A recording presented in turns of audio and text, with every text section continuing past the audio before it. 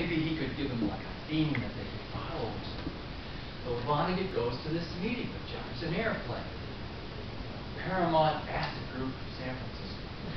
And he walks in, and Jefferson Airplane has tie-dye shirts, and all of, this is like 1970. Vonnegut walks in a pinstripe Brooks Brothers suit with wingtip shoes and a small patterned tie. And they looked at each other like aliens encountering each other in some far quadrant of the universe. Far out.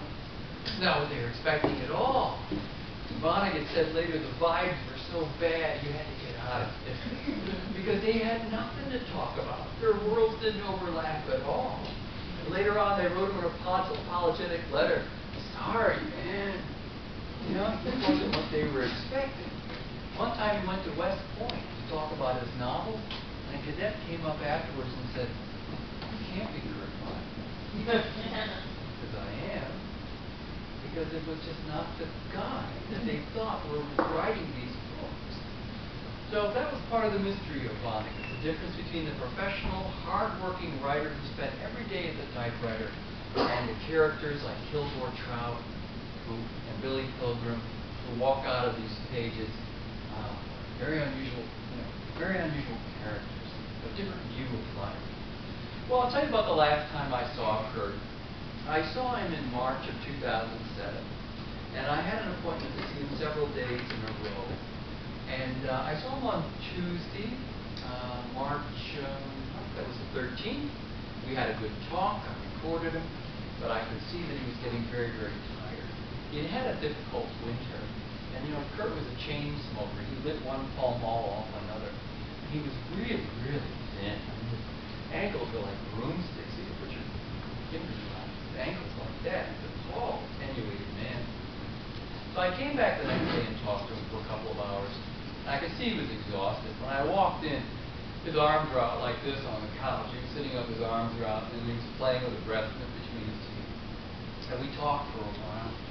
And I could see he was wearing down, and I said, look, I'll come back tomorrow. All right, we'll start up again tomorrow. And he said, that's got pretty good. And apropos of nothing, I said to him, Kurt, do you believe in God?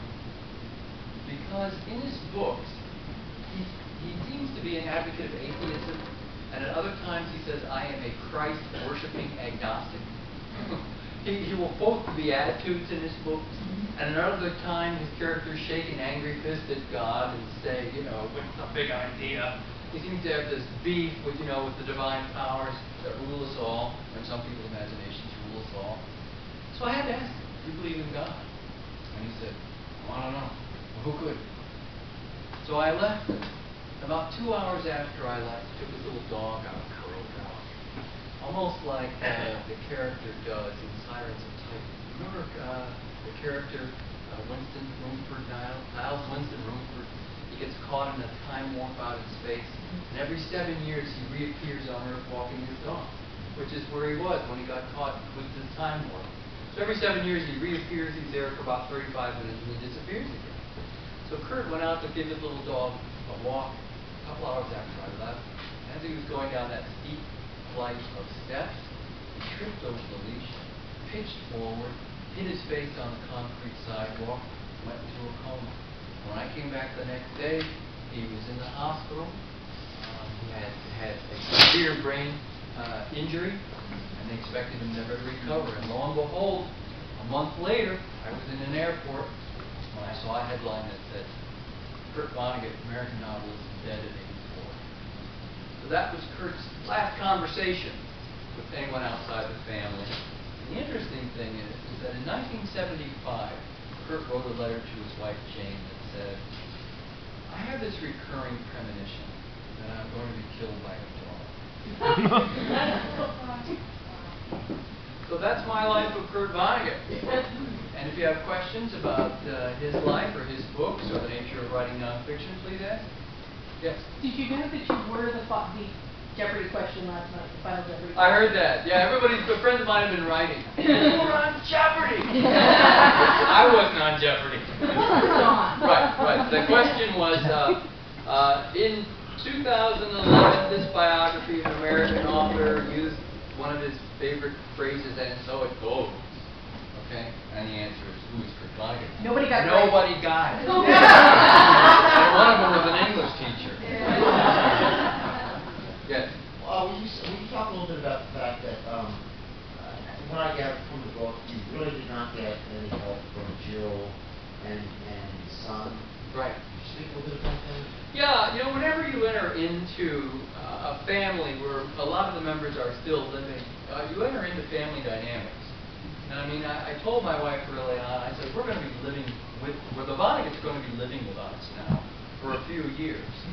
We're going to find all about all the things that happened in their family. And lo and behold, it turned out to be true. One daughter thought her father was wonderful. And they were good friends all the way through life. Another daughter was angry that Kurt had left their mother for another woman.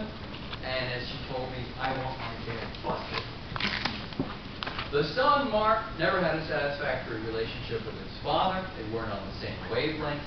And so Mark, every time something comes up about his dad that is different from the popular image, I think he begins to feel like, let's not go there, okay? I mean, I don't want to revisit that period. So Mark tends to be very defensive about his father. So on the one hand, I was getting a lot of cooperation, and on the other hand, I was getting absolutely none. And then there was his second wife, Jill Clemens. And Jill, it was his second wife starting in 1979. And she was very different in character from his first wife. Jane was sort of the earth mother and very supportive. And Jill was a professional New York photojournalist, tough, outspoken, could take it as well as she could dish it out. And when I started working with her initially, she was cooperative, but after Kurt passed away, she dropped it. She just wouldn't have anything to do with me after. I think that she felt like that chapter in her life was over, possibly, or maybe she didn't like the fact that she no longer had any control over me. The last thing she said to me before Kurt fell was, I want to see that manuscript. I didn't have an agreement to show her the manuscript. That wasn't part of the deal. I promised Kurt that I would show him the manuscript. I said, you can look it over and correct anything or take out anything that's harmful to family members. But Kurt died, so all deals are wrong. But I don't think that this Kremens was happy with that. And I have a 16-page letter at home from the attorney to prove it. Other questions? I have a question Yes. inspired by that. Kind of excited with these old books that I have read some of different than some of these others. And I've always wondered about the inspiration of the relationship between the brother and sister, and how that had, if it had anything to do with this actual Yes. sister. It's a metaphorical story about him and his beloved sister Alice.